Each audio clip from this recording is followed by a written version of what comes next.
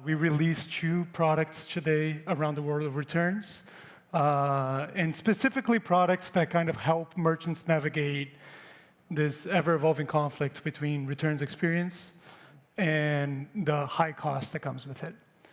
So I've had the pleasure, I think, over the last year and a half, to have so many different conversations with different merchants and prospects, a bunch of you that are here today around this topic. So I'm excited to kind of bring the same type of conversation to the stage today, so you can get a glimpse of how do we think about the problem, how different merchants tackle it, how businesses that are very different from each other see the issue and that conflict, and hopefully discuss some strategies that they have implemented to deliver the best possible experience while minimizing cost on the back end. So without further ado, let's bring the panelists up and get the conversation going. Lovely. Cool. We have our names. We have our title. We're ready to go. I'm going to ask you guys to introduce yourselves very quickly, but then let's dive right in. And the question that I want to ask you to get us warmed up is, how do we see the importance of returns experience as a competitive advantage for each one of your brands? Introduce the brand a little bit, how you think about the problem, but talk about that element of returns experience to loyalty and whatnot. So maybe we'll start with the starting chair, Sayanti, and then we go from there. Yeah. Hi, everybody. I'm Shanti Devnath. I head the product for online shopping at HP. I have been building product for the last 20 years in the space of payments, e-commerce, and sustainability. I live in California, and recently I climbed Mount Vesuvius. It was a hike. Ooh. To That's a fun fact. find That's a cool. surprise, and the surprise was a wine shack on the top. Next, Mount Etna was on our cards to hike, to find what's there, but it rained. So we'll have to go back. Okay. Hi, everyone. I'm David Cost. I run digital and the direct-to-consumer business at Rainbow Shops. If you don't know Rainbow, we operate about 1,100 brick-and-mortar stores, as well as the online presence. We sell kind of affordable fast fashion for women and kids. It's interesting. I mean, kind of returns being kind of the main topic at this conference. It's recently become a hot issue within the company. As we do more and more, right? We do competitive shopping all the time, and as we compete against people like Amazon and Walmart, we're seeing the instant returns. And we see into our call center what happens when the returns take 2 or 3 weeks, because that's what happens now. Yeah. So I think your timing around instant returns is super relevant and will help us compete against these people who kind of set the benchmark that we all have to compete against. Yeah, absolutely. And I think Rainbow Shops has this element of the omni-channel that makes it so much harder in some ways. But we'll dive into that in a second. Yeah. Hi, everyone. I'm Miriam. I am at Wayfair, and I oversee what we call our scam prevention team, sort of more the abuse world of things, but we like to call it scam internally. And for those of you who aren't familiar with Wayfair, we're predominantly e-commerce, although we've started diving into the world of physical retail, which has been super awesome, specializing in the home goods, sort of furniture space. So it's been extremely interesting to be on the abuse side of it while also managing the customer experience side of it. I think one of the unique things about where we sit as a team, we sit in customer service, and I think that is how we kind of keep a little bit of a balance, I guess.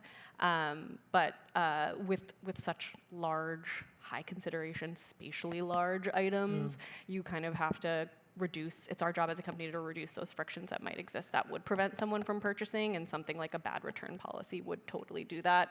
So we want to make sure we're getting those customers in the door and reducing those frictions, and then my team comes in and sort of pokes holes in that. Yeah, that's awesome. I love the fact that we have very different businesses on stage.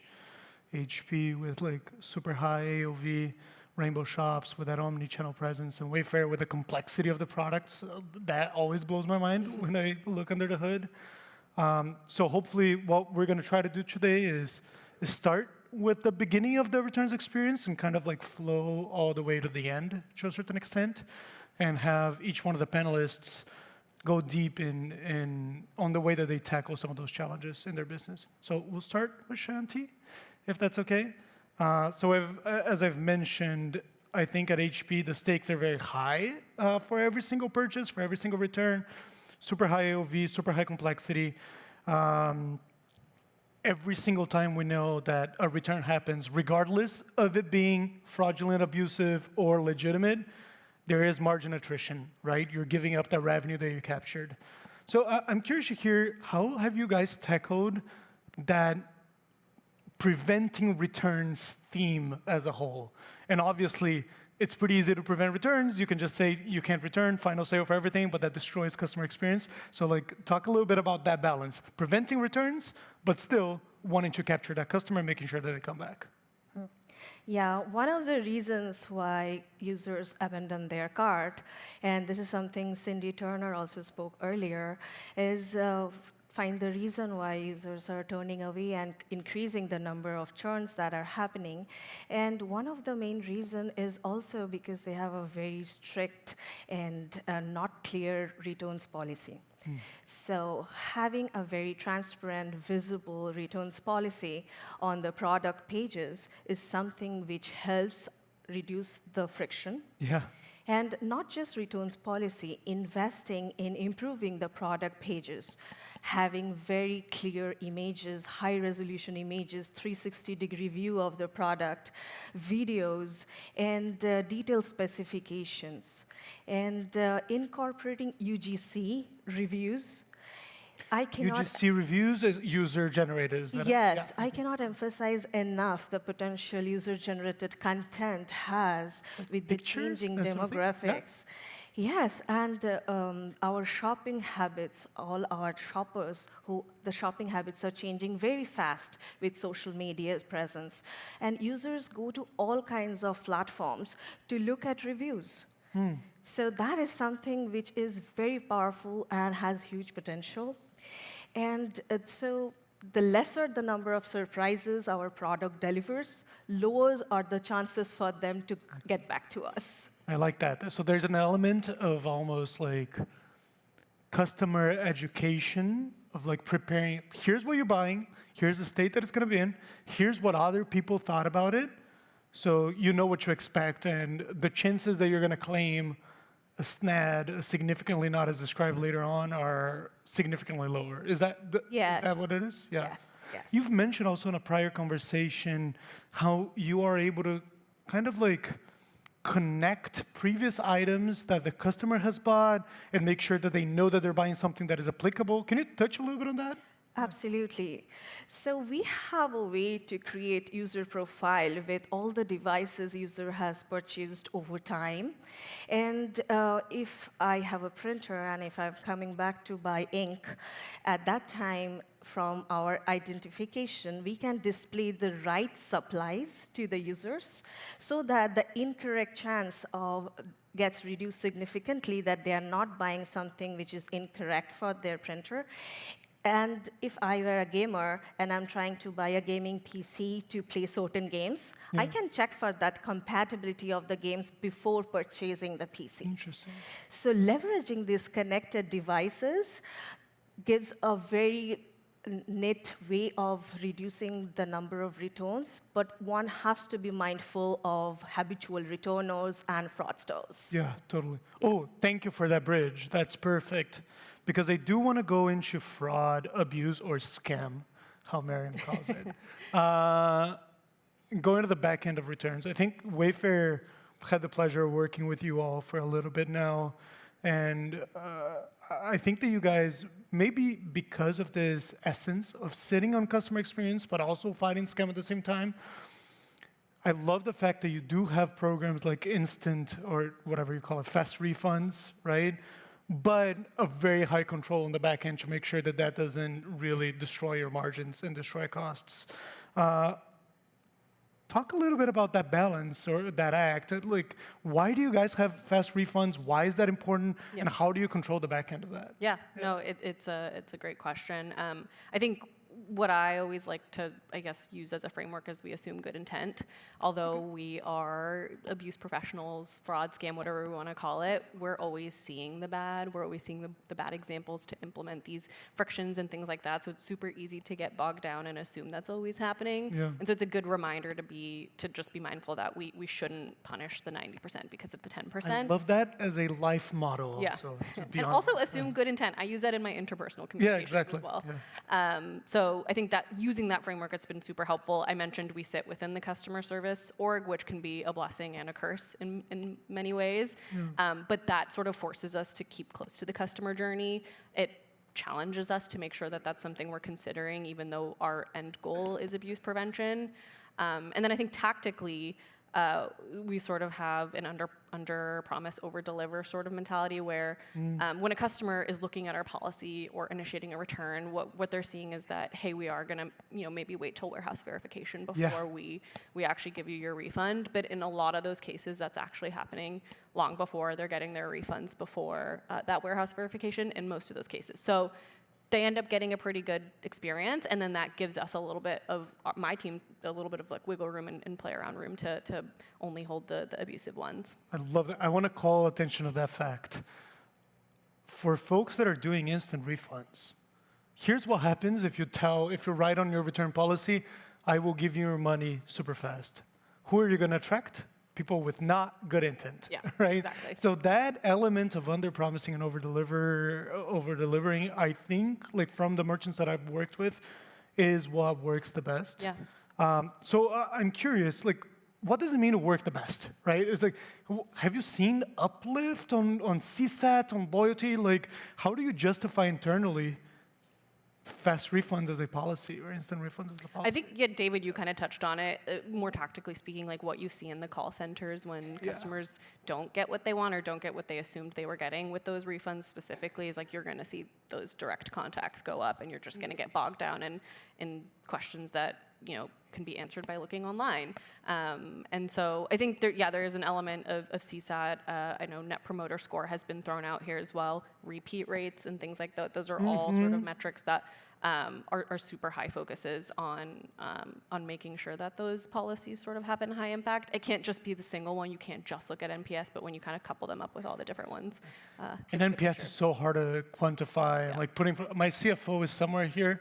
If I take him CSAT, he's going to go, okay, give me dollars. Yeah. How does that translate? Exactly. Right? Exactly. But I love that you said repeat rate on repurchase, so that's dollars, and then contact rate on contact center, right? That's dollars. Exactly. I love that. That's awesome. And I think one of the other things to keep in mind, especially in our space when we're creating that balance, is you're never going to get everything. Yeah. We're always going to have some level of cost. If you didn't have any cost, you're taking it too far and really impacting the customer experience. Totally. So what we do is we partner closely with our finance folks, engage with our leadership team to make sure we're all on the same page of what's our propensity for this cost, how much risk are we willing to take, how much are we willing to sort of push the boundaries on the experience, and like just sort of get that alignment, and then we kind of have that ability to like move forward with our. It's a big element of just data also, Yeah. like having Yeah. data. We'll touch on data in a second, actually, because I want to open to everyone.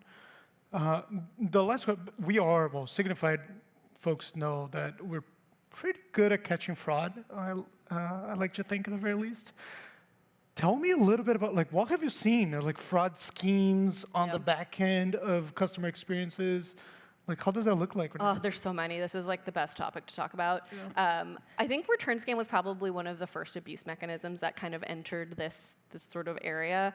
Back in the day, the empty envelopes, the box of rocks. We've all seen that.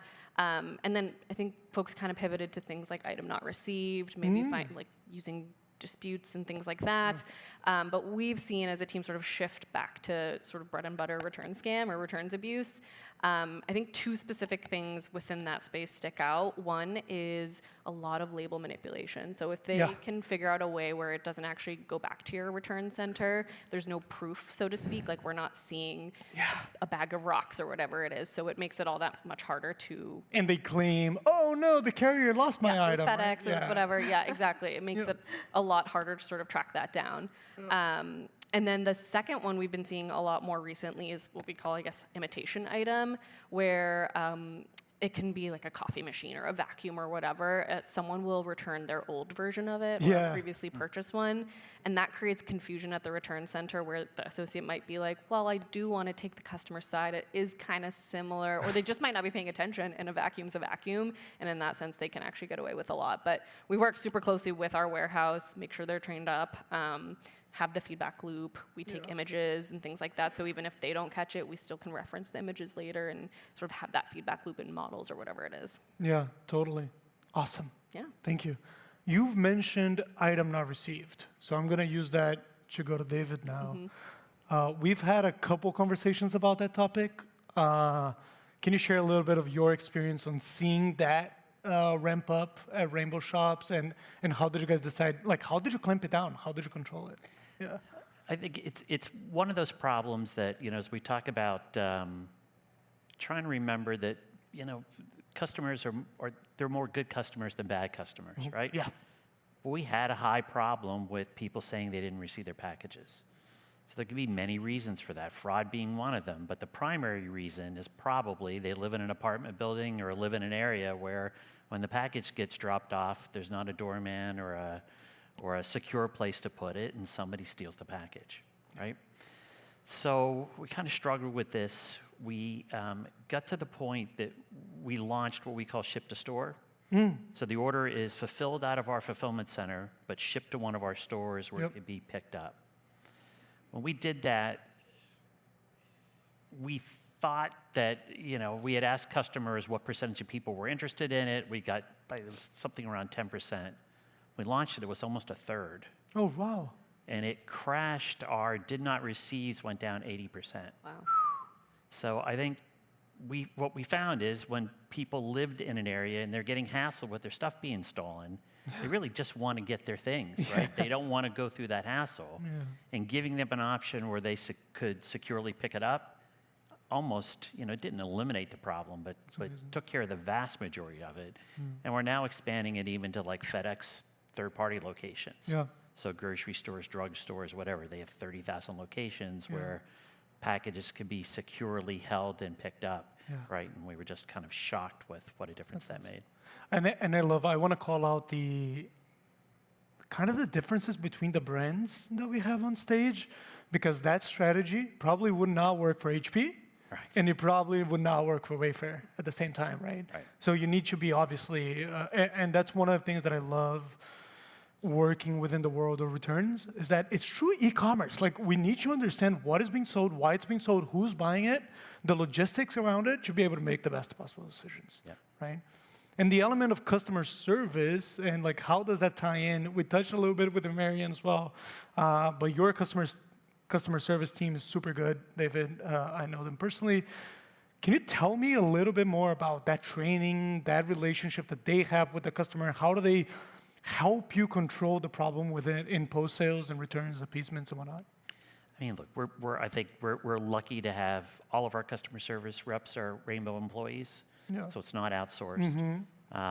They're our front line. That's the early warning signal. They tell us what's really happening. And I think they're also able to detect how customers' expectations have changed over time. Right? 3 or 4 years ago, people weren't doing instant returns. As Amazon, Walmart, other people started to ramp it up, that starts to set a customer expectation. And then we can see, the number of calls that we get around, what's going on Where's with my money? return, right, start to increase. So that's how we kind of use customer service as a gauge in terms of what's happening. I love it. Ajit, that was just on stage right now, talked about doing the basics, the grunt work.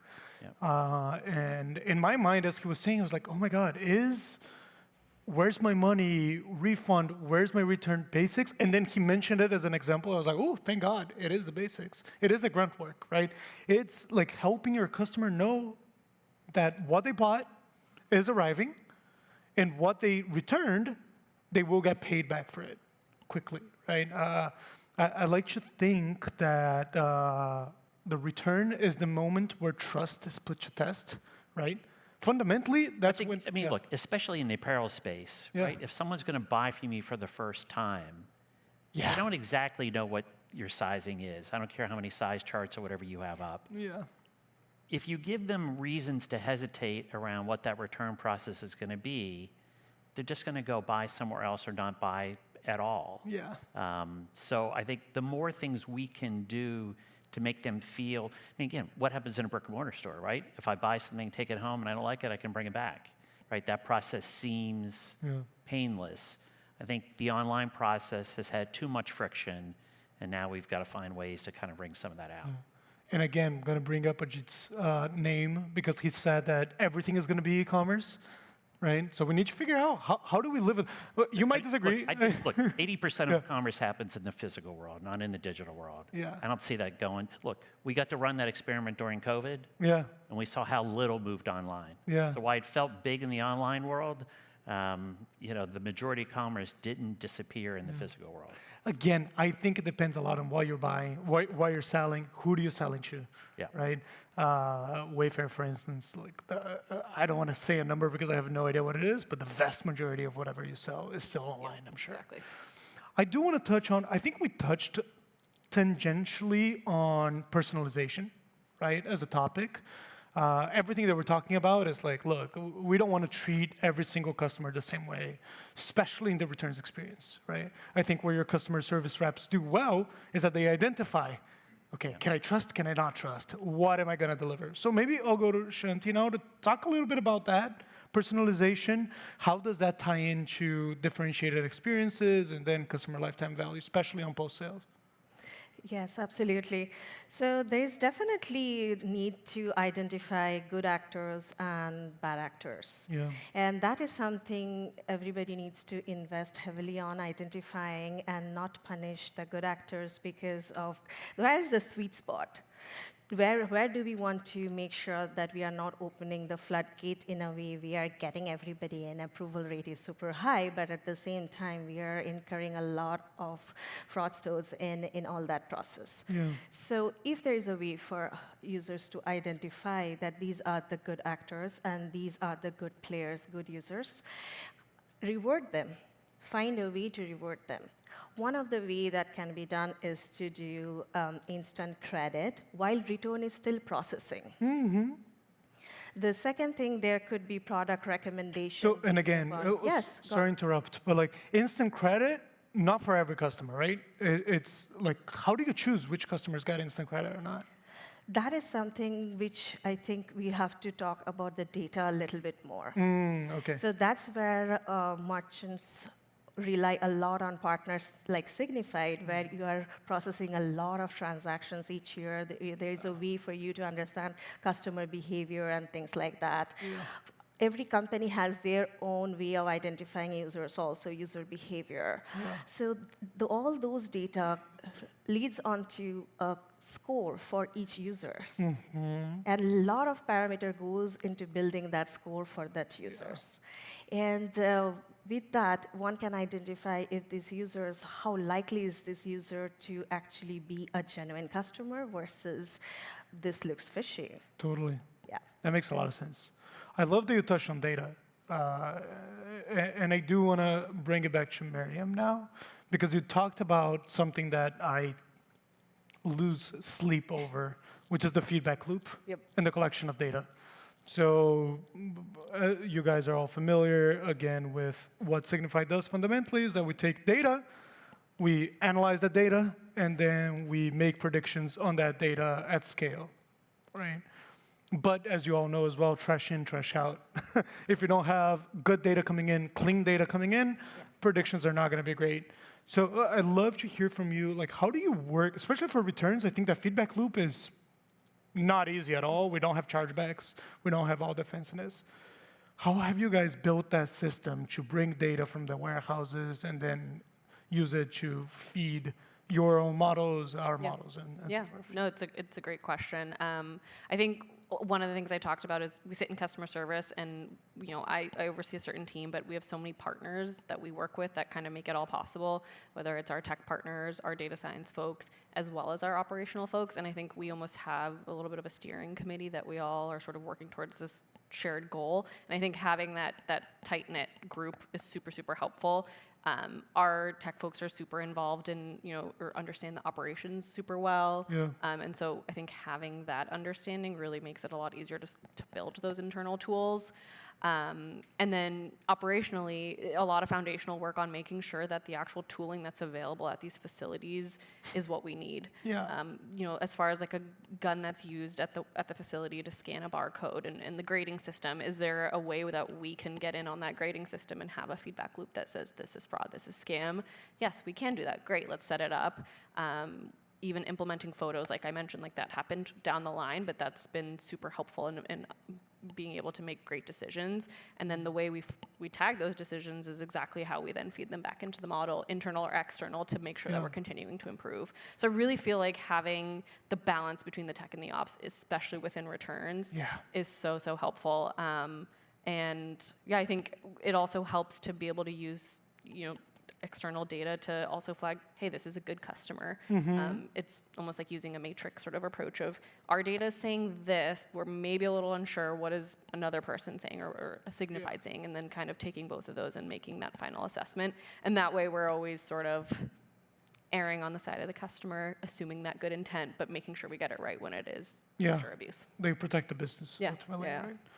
David, can you talk a little bit about the role of data on creating that good, I think especially treatment at customer service? Like what sort of thing are they looking at to make those inferences and make decisions on the experience for the customer? I mean, look, I think we do not have data now, and I think that's why we're excited about the new instant returns product. I hate to put a customer service rep in trying to make them judge and jury. I don't think they have enough data. Yeah. And even if they can only see how they behave with our online site, again, we don't know how they're behaving in the 1,000 stores. Brick and mortar, right? is such a big part of the business. At the same time, we know that our best customer is somebody who shops in both channels. Yeah. So we're completely kind of invisible to that. So look, I think the hope is that your new product will be able to give us data on how that person, behaves across their wallet. Yeah. And that'll give us actual facts to be able to make those decisions from. Yeah. So it's almost thinking about like how can you expand the... Today we do default rules. So if it's the first time you make a claim, we're probably going to rule in your favor. Yeah. Right? We've got a CRM where we're notating that, and if they call in a second time, they're going to have to jump through many more hoops before we agree to do it. But which is a way of personalization, right? Yeah. Rudimentary, sure, but it's a way to personalize. I think the tricky to we've talked about this, and as soon as you create a new account, what happens, right? But it even sets up, look, again, we want the reps to be in the customer's corner. Yeah. We don't want them suspicious of that, right? And the fact that you can provide real data to help us make that call or put us in the right mindset, that's, I think, is going to be a real difference maker. Amazing. Oh. Yeah. Yeah. Somebody spoke about personalization or over-personalization before. So there's a thin line being personalized and something which would feel like creepy. So this person knows too much. So, but during the returns process, there is also a way to recommend products based upon user behavior and what they have been doing in purchase history during the return process, and that is another way to take care of the margin that we were talking before. Totally. Interesting. That line of creepy and assertive is dangerous. And I feel like I've talked to David also a little bit about this. Do any of you have a little bit of thought of okay, what is the line between creepy and assertive, and how can you straddle that line? Maybe David? Yeah. Look, our first experience with real customer one-to-one personalization has been what we've done around SMS with Attentive. In their certain parts of that journey, they're using AI to write true one-to-one messages. Yeah. So where we would have sent out the same message to 10,000 people in a week, they're now writing 10,000 unique, not only messages, but their conversations. Yeah. And it's good enough. I mean, we've even had, our owners got one, and we're kind of surprised they wanted to know how we did it. Yeah. right? So that's, to me, you know, we've talked about personalization in e-commerce for 15 years. Yeah. And I think we've done basic segmentation in the past. Yeah. You can see opportunities with AI where we're going to do true one-to-one personalization kind of for the first time. Yeah. I do think, like, for whatever it's worth, the part of a vision that we have, like what we released today is the beginning of what we want to build within the world of intelligent returns. And the fundamental philosophy around it is going towards hyper-personalization, not getting to the world of creepy, and we got to be careful to not cross the line, I think, for sure. But the more that we can identify, what is the intention? Like whenever Miriam's buying something, what is her intention here? Is she bracketing? If she's bracketing, that's fine. Maybe we want the purchase, even so, but like, are there ways that we can help her make the decision before she has to erode our margin, right?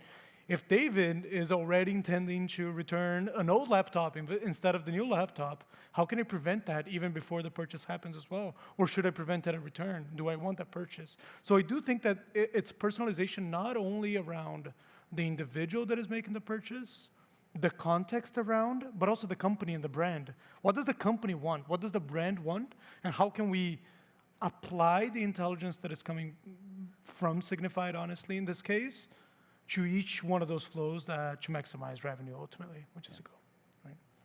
Return is definitely cost, Yeah. but at the same time, it's feedback. Yeah, That same data can be used to improve the brand and the product. yeah, amazing. Cool, we are running out of time.